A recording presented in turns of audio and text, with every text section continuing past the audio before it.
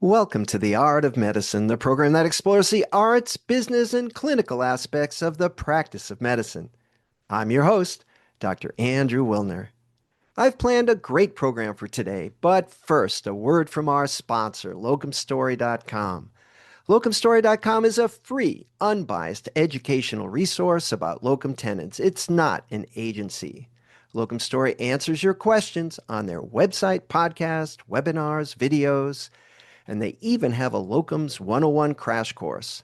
Learn about locums and get insights from real-life physicians, PAs, and NPs at locumstory.com. And now to my guest. Today, I have the pleasure of speaking with Kyle Struebing. Kyle is the co-founder of Altered States Wellness, a franchise focusing on wellness services. We're going to discuss how such a franchise might fit in with the entrepreneurial spirit of some locum tenens and other physicians. Welcome, Kyle. Thanks, Doc. Appreciate you having me. Thank you. Yeah, I'm interested to learn about wellness. You know, as a neurologist, I deal mostly with illness, not wellness. We'd like to get to the wellness part. But first, what's your background? What would attract you to something like this? You know, are you a physician? Do you have medical training, or this was just a niche kind of business that looked attractive to you? Where are you coming from? So I would say option C on that. I listened to some of your other podcasts, and all these people were giving off their credentials and stuff. And I went to the University of Northern Illinois and studied history. I was in the car business for a long time, but we had kind of went on a self-care journey, and that entrepreneurial bug just bit us really hard.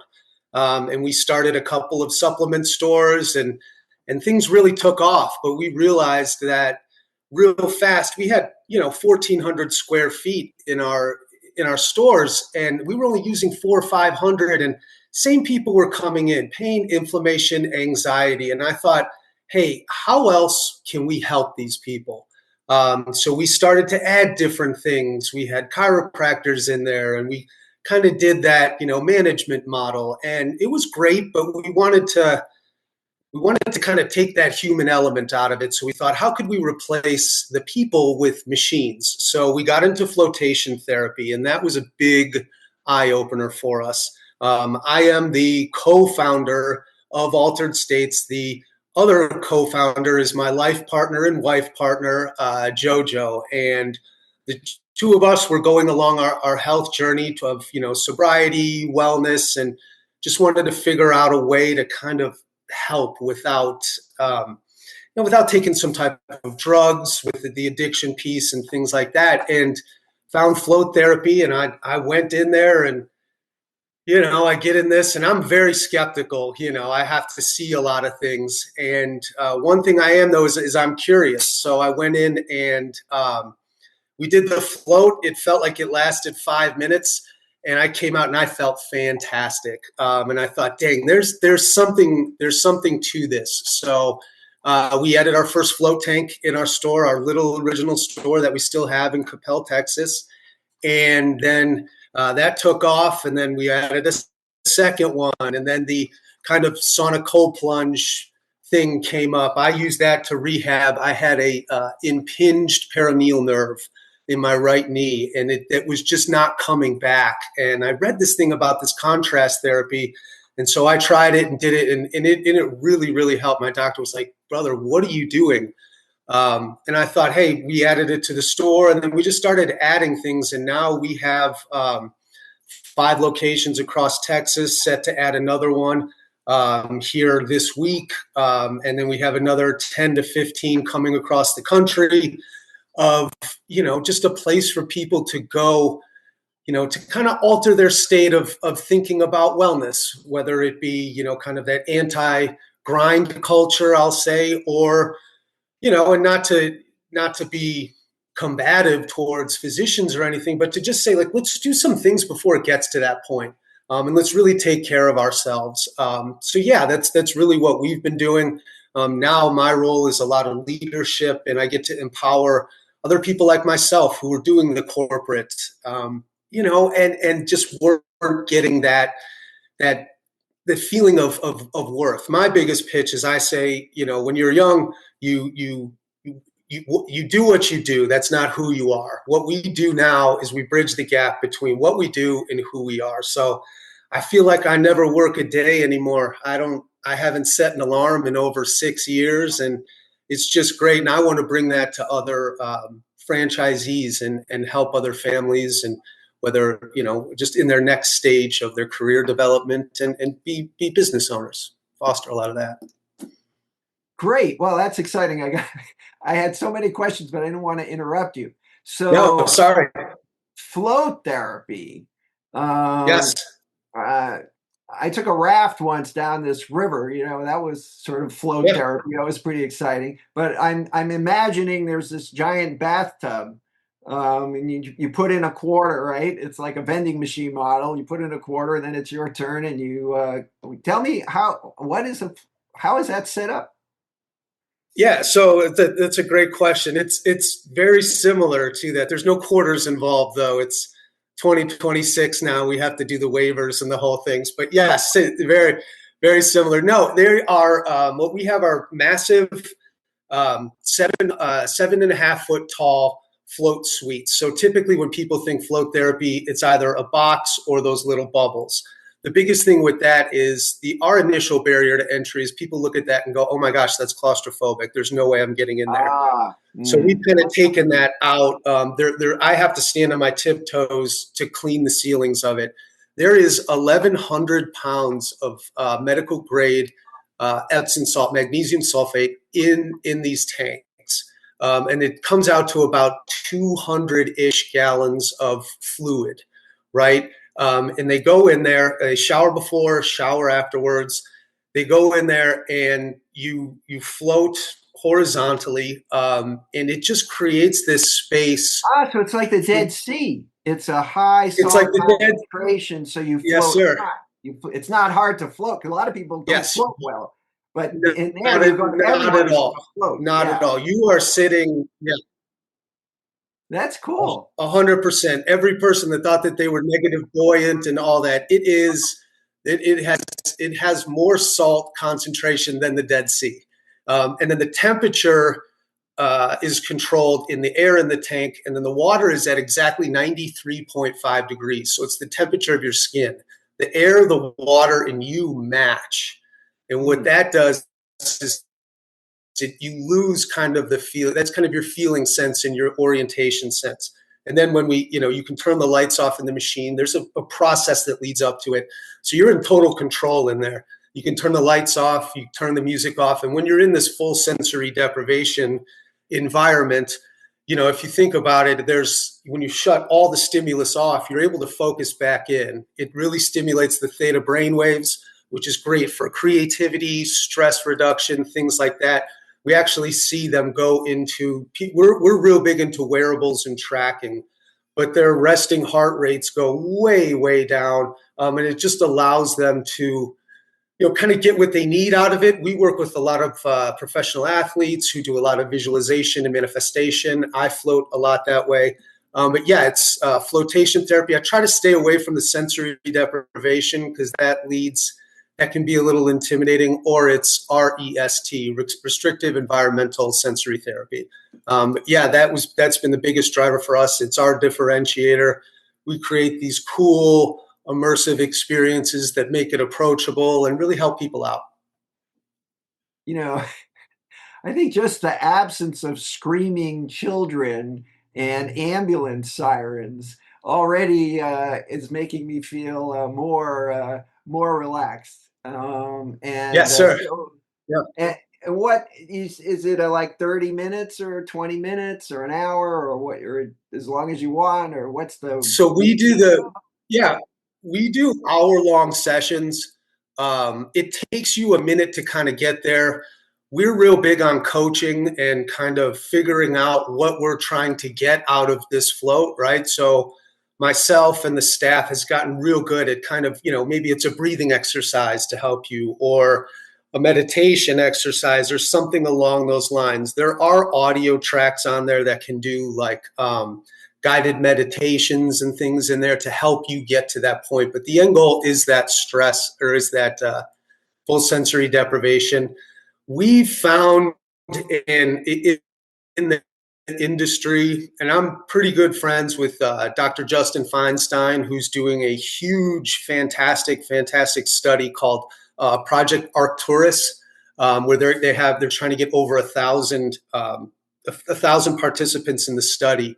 And he said throughout his studies that about 72 minutes is where that theta brainwaves, and that's optimal. But he'll always say, and I'll always say, just get what you need out of it. If you want to float with the door open, music on, lights on, go for it. It's just a nice place for you to kind of rest, decompress. And then just everybody knows, magnesium is so good for you. It really helps. You get a kind of spinal decompression in the weightless when you're weightless. It's pretty important. It's done wonders for us, for sure. But no cocktails while you're in the float therapy. Is that an option? There's no cocktails. We're kind of a sober feel to it. What you do before you get in the tank is your business. Oh, okay. Certainly not recommended. Yeah, we try to, but for sure, yeah, Going pass on the cocktails. Maybe a kombucha before you come in. I'm a scuba diver since I was 16 years old, and one of the sort of less appreciated wonderful things about scuba diving is the weight, right? You can be neutrally buoyant, and you just suspend yourself at any depth you want with a little bit of skill.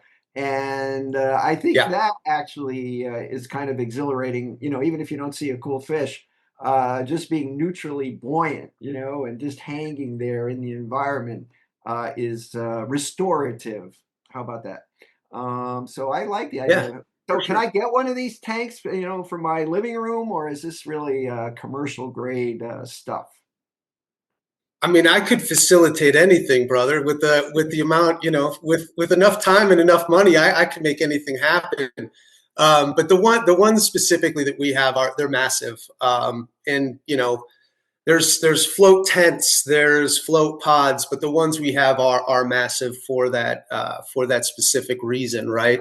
They are, I wouldn't say hard to maintain, but there's a maintenance aspect to it for sure, right? You got to clean the water, you got to keep it heated, things like that. So I would, have we put them in someone's residence, NFL players? Yes, absolutely. For your average person spending $40,000 on that, if it's worth it to you, by all means. But before you do that, come into one of my places and check it out too before, and get on a regular float practice. That's what I would recommend. All right, that sounds appropriate. Now, all of these wellness things really aren't, or are any, from a physician's point of view, are any of these wellness therapies? I think you've got red light therapy going on, different things that make people feel better. Are any of them FDA approved, or are these just sort of time tested and things that people seem to gravitate to? It's actually, I saw beforehand, you kind of gave me that sheet, and I was thinking about that. And it's funny because I'm so skeptical on these things, right? I have to do it, and I get approached with so much stuff, and and what I think one of my superpowers is I'm kind of curious about all of it. And the PEMF, the pulsed electromagnetic field, was one thing that I was like, oh my gosh, I don't get it. Well, I started using it and it really started helping. Well, then I started doing some research on it. I was like, it's been FDA approved for wound and bone healing forever, and since the 70s. And it's funny because I get so much more benefit out of things like float therapy, and float therapy is not FDA approved. Now, the machines are built up to the standard and the UL cert for sure, but it doesn't have that class 2, regulation on it. And it's funny to see how those were, like you said, red light is cleared, and there are some protocols that are there. And I laugh when I see a lot of this advertisement that makes these outrageous claims, and I'm just looking and I'm like, my goodness, guys, there's got to be a better way to communicate this, and they're just asking for it. One of the goals of Project Arcturus is to submit to the FDA based on certain protocols. And honestly, for me, that's one of my 5-year goals. My father-in-law works a lot with the FDA in kind of heart medical device aspects. So we're really figuring out what that would take to get a ton of, just research and more, I guess, bring it more into the popular vernacular per se. But one thing we noticed about 2 years ago was with a lot of these things, a lot of that data is self-reported. So to me, it got to be like, we're doing these surveys or whatever on a scale of 1 to 10. How do you feel? And I just found that to be a little off. But we use an HRV tool now that can measure the autonomic nervous system, like your fight or flight and your rest and recover, and go through different and figure out snapshots and baselines of that using the tool. So we can actually show trackable data on these things now, which I think is super key. And it's a huge differentiator for us because I have 5, 6 different modalities, and I call them tools to be able to help.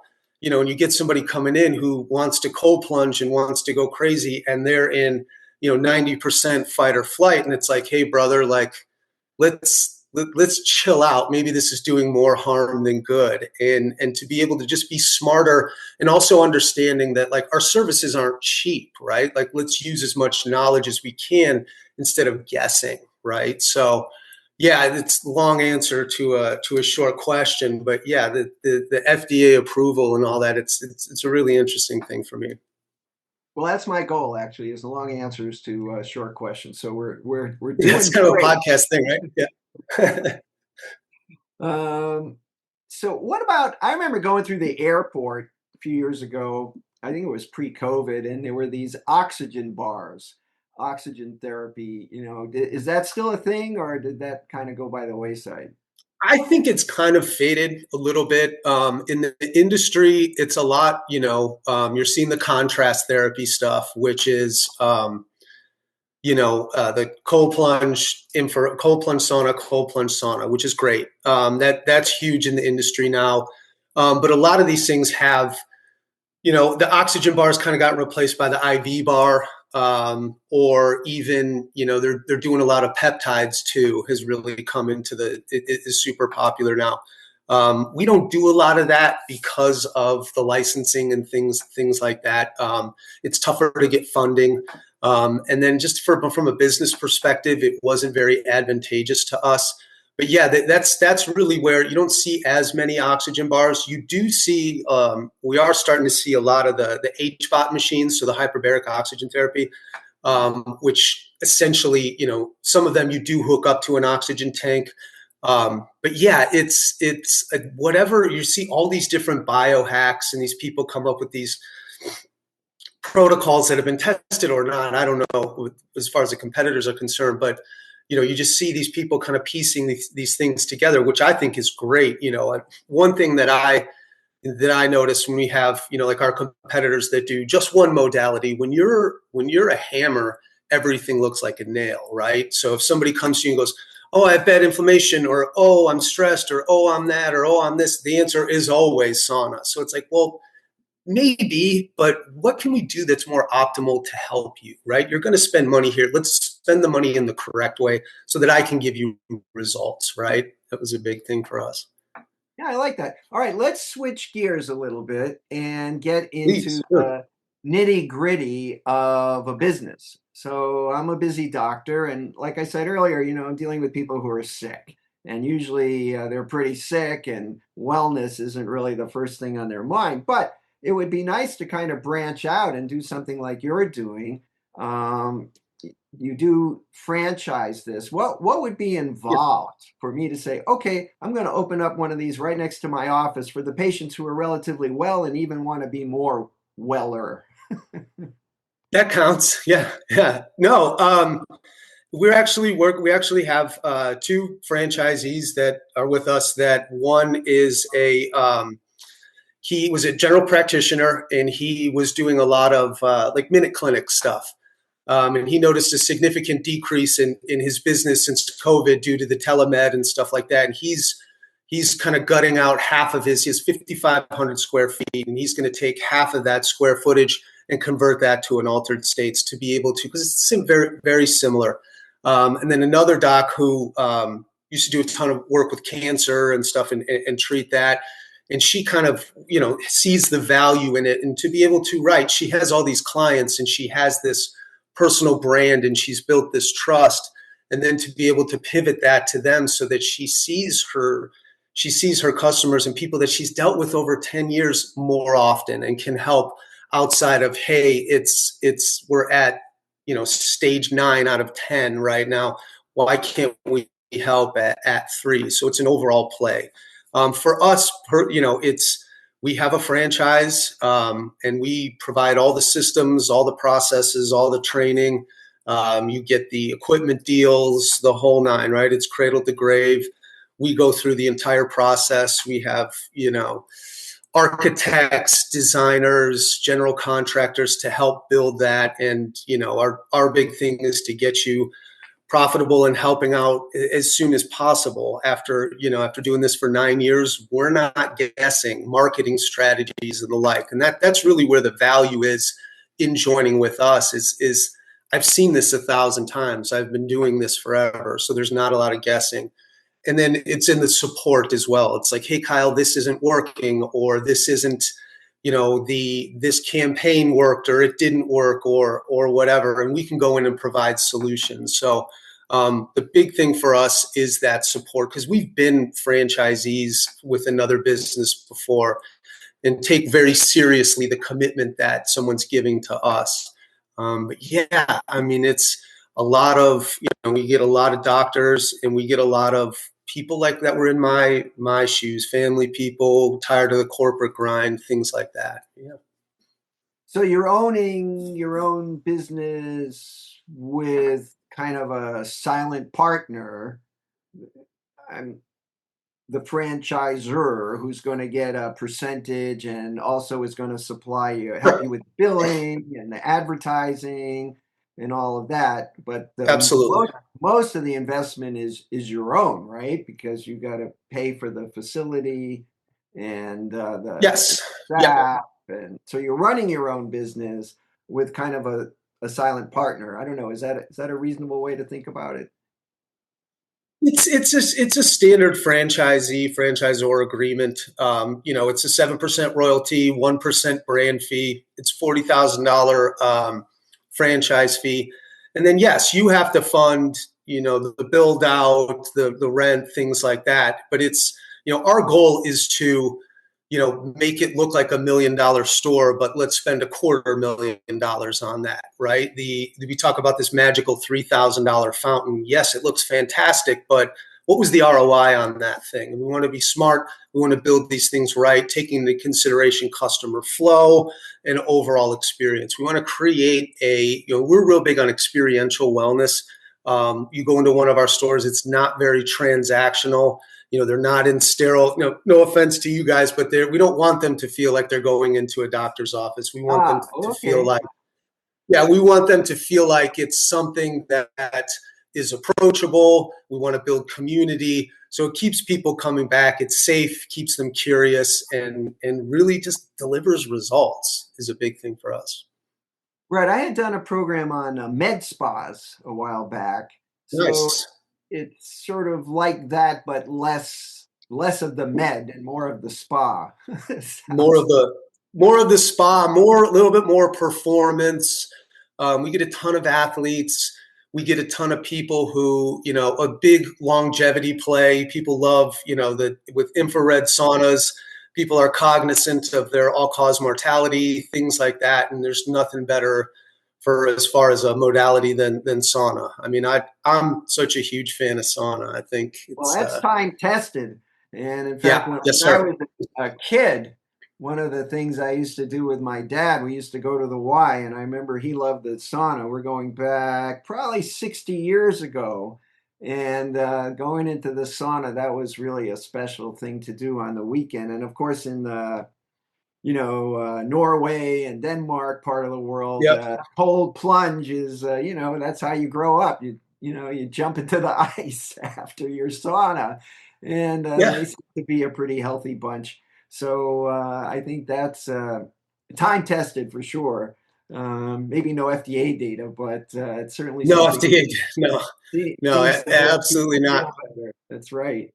That's right. Okay, so pretty interesting. So you've got five of your own stores, right? That you guys run, and then a bunch No, of five franchise. Five, we own one outright, ours in Capel, and then okay. we have an additional four, and then we have an additional four franchisees at the moment, and more coming left and right. So my role has really changed throughout at least in the last, I would say year, and it's brought new challenges. I like it, but it's like when you get your first job or what have you, and you're really good at that role, and then you get promoted, and now it's an entirely different role. So it's fun, it's challenging, and it's great. It's a lot of not very similar to being in the store. A lot of coaching, a lot of a lot of big brothering. I say, I'm everybody's big brother. I'm here to help.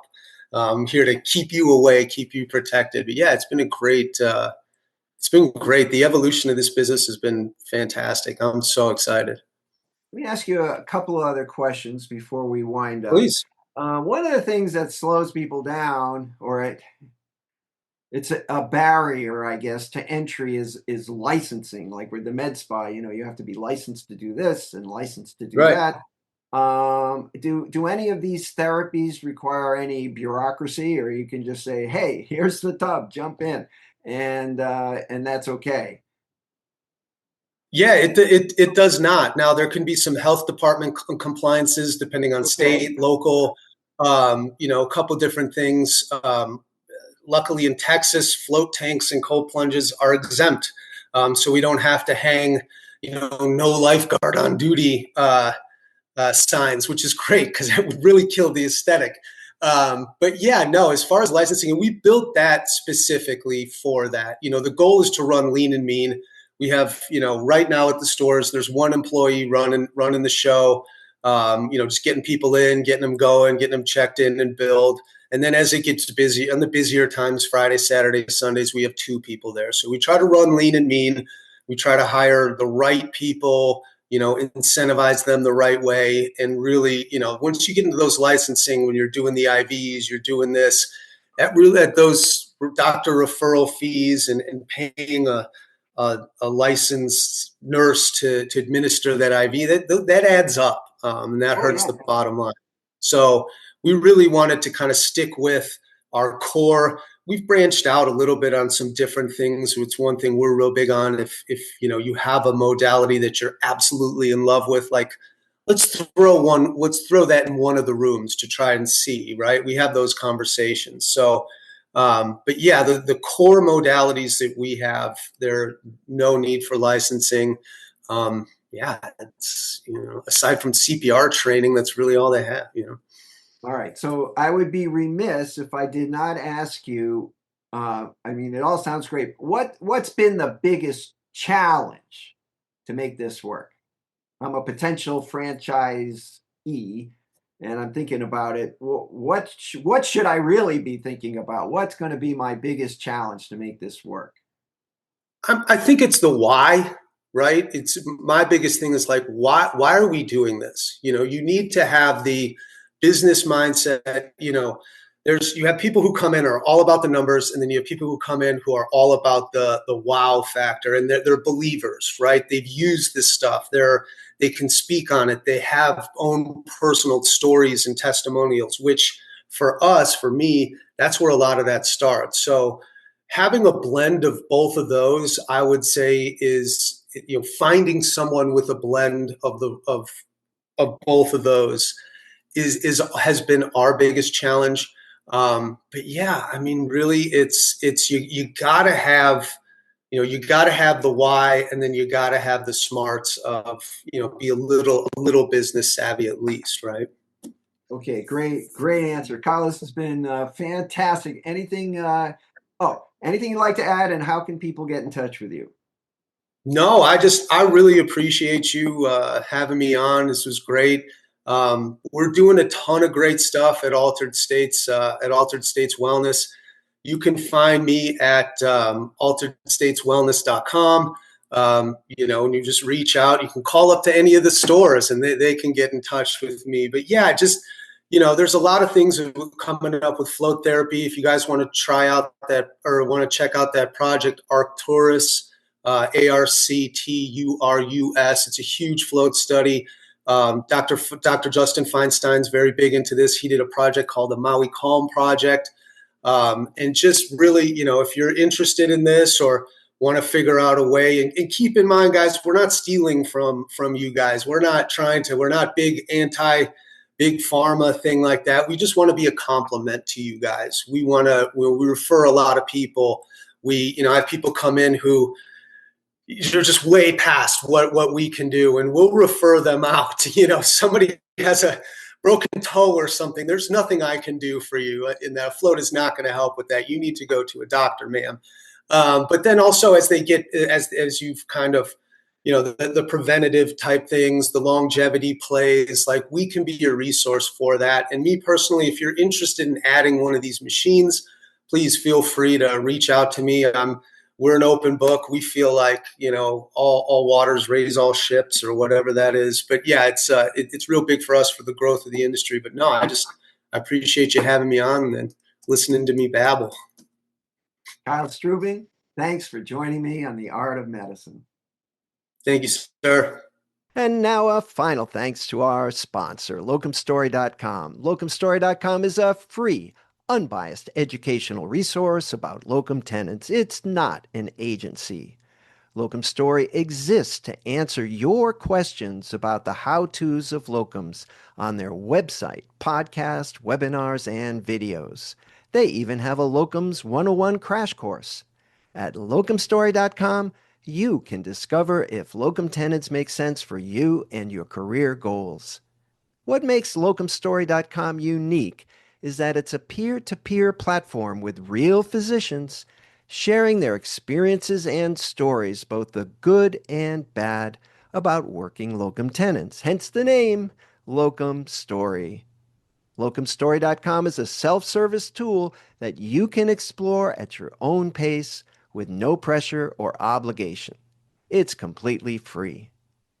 Thanks again to locumstory.com for sponsoring this episode of The Art of Medicine. I'm Dr. Andrew Wilner. See you next time. This program is hosted, edited, and produced by Andrew Wilner, MD, FACP, FAAN. Guests receive no financial compensation for their appearance on The Art of Medicine. Andrew Wilner, MD, is a professor of neurology at the University of Tennessee Health Science Center in Memphis, Tennessee. Views, thoughts, and opinions expressed on this program belong solely to Dr. Wilner and his guests and not necessarily to their employers, organizations, other group, or individual. While this program intends to be informative, it is meant for entertainment purposes only. The Art of Medicine does not offer professional, financial, legal, or medical advice. Dr. Wilner and his guests assume no responsibility or liability for any damages, financial or otherwise, that arise in connection with consuming this program's content. Thanks for watching. For more episodes of The Art of Medicine, please follow on YouTube or your favorite podcast player. Please share with your friends and subscribe. www.andrewwilner.com